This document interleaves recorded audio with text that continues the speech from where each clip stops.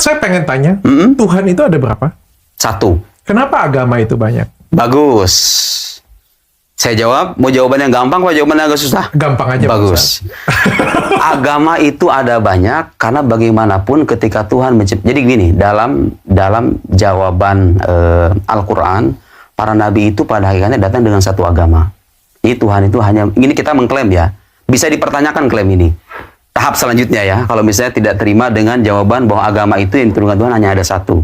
Ya, saya mengklaim dan saya bisa membuktikan nanti bahwa agama yang Tuhan turunkan itu hanya ada satu.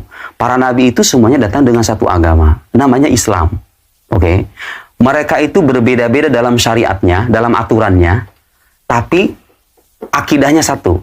Makanya ada salah satu hadis dalam kitab Sahih Bukhari, itu salah satu kitab hadis yang otoritatif dalam kesarjanaan Islam.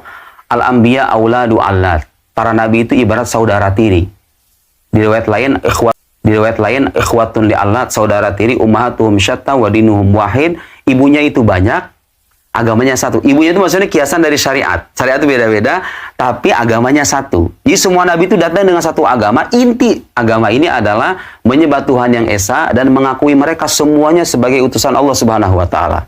Isa, Musa, Muhammad, Ibrahim, Ismail, Hud, dari mulai Adam sampai terakhir itu bawa satu agama namanya Islam. Makanya kalau kita baca Quran, Nabi Ibrahim itu agamanya Islam. Wasabiha Ibrahim bani wa Yaqub ya bani innallaha astafa lakum dina fala tamutunna illa wa antum muslimun. Kemudian Nabi Yusuf alaihissalam menyebutkan tawafani musliman wa alhaqni bis salihin. Wafaran aku sebagai muslim.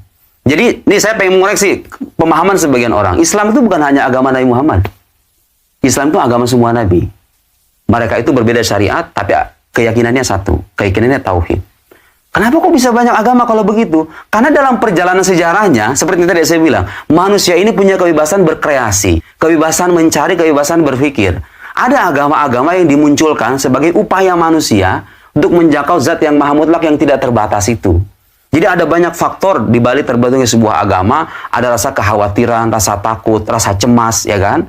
Orang kadang memunculkan agama-agama baru tuh dengan kreativitas berpikirnya, kemudian mereka berkumpul satu sama lain, berdiskusi, berdialog, mempertanyakan hal yang esensial, lahirlah agama-agama baru.